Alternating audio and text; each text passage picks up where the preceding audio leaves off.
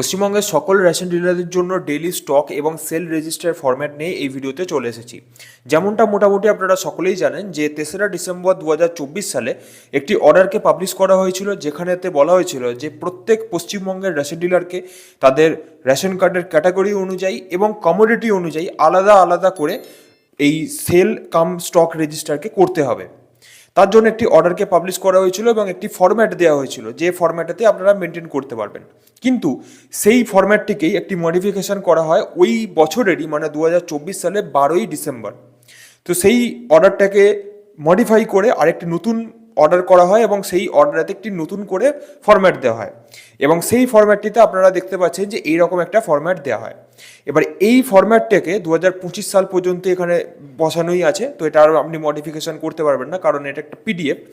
তো আমি এই ফরম্যাটটাকে 2025 সালে তো পাবলিশ করেছিলাম আমার একটি ভিডিওর মাধ্যমে, এবং 2026 সাল যেহেতু এখন, তো সুতরাং 2026 সালেও আমি একটি নতুন ফরম্যাট আপনাদের সামনে দিয়ে দিচ্ছি। কোনো রকম পেড নয়, এই কোনো রকম টাকা পয়সা আপনাকে দিতে হবে না।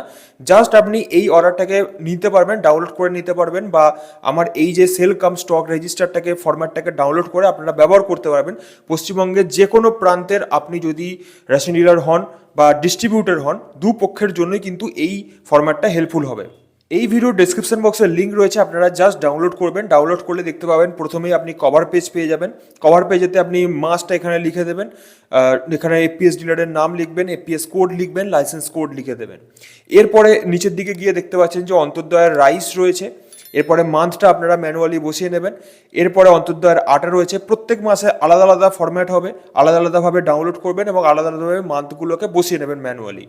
এবার অন্তর্দয়ের সুগার রয়েছে, পিএইচএইচ এবং এসপিএইচএইচ এর রাইস রয়েছে, পিএইচএইচ এবং এসপিএইচএইচ এর আটা রয়েছে, আরকেএসওয়াই 1 এর রাইস রয়েছে এবং আরকেএসওয়াই 2 এর রাইস রয়েছে। এবং তার নিচের দিকে একটা ব্ল্যাঙ্ক রয়েছে, যেখানেতে কিন্তু আপনারা যাদের স্পেশাল প্যাকেজ আছে তাদের জন্য এখানে তাদের কমোডিটি বসাবেন এবং ক্যাটাগরি বসাবেন। বাকি ডিটেলস আপনারা ম্যানুয়ালি ফিল আপ করে নিতে পারবেন। এই ফরম্যাটটি ফিল করা কিন্তু আরও সহজ, যেমন আমি আপনাদের উদাহরণ দিয়ে বোঝাচ্ছি।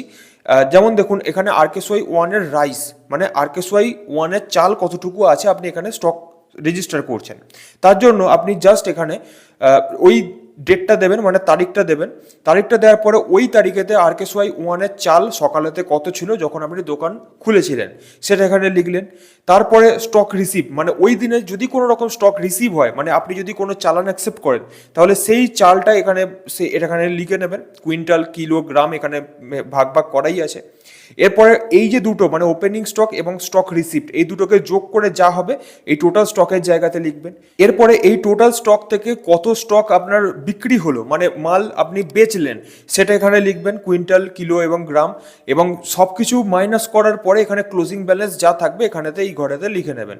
প্রতিটা ডেট ওয়াইজ এবং প্রতিটা কমোডিটি ওয়াইজ এবং প্রতিটা কোয়ান্টিটি ওয়াইজ আপনি কিন্তু এখানে লিখে নিতে পারবেন। এই ভিডিওর ডেসক্রিপশন বক্সে সরকারি অর্ডারটি ডাউনলোড করার লিঙ্ক দেওয়া রয়েছে, অথবা আপনারা চাইলে মডিফাইড অর্ডারটিও ডাউনলোড করে নিতে পারেন, অথবা আপনারা চাইলে এই সেল কাম স্টক রেজিস্টার যেটা আমি আপনাদের জন্য রেডি করে রেখেছি আপনারা জাস্ট ডাউনলোড করে দেবেন, সেটাকে প্রিন্ট আউট করিয়ে আপনারা ইউজ করতে পারবেন। বাকি এই ভিডিওটি ভালো লাগলে অবশ্যই একটি ভিডিওটিকে লাইক করে দেবেন, চ্যানেলটিকে সাবস্ক্রাইব করে পাশে থেকে বেলটিকে বাজিয়ে দেবেন ফার্দার নোটিফিকেশন পাওয়ার জন্য, আর অবশ্যই ভিডিওটিকে হাইপ এবং শেয়ার করতে ভুলবেন না। আজকের মতো এইটুকুই, দেখা হচ্ছে আবার পরের কোনো ভিডিওতে। Till then, bye by.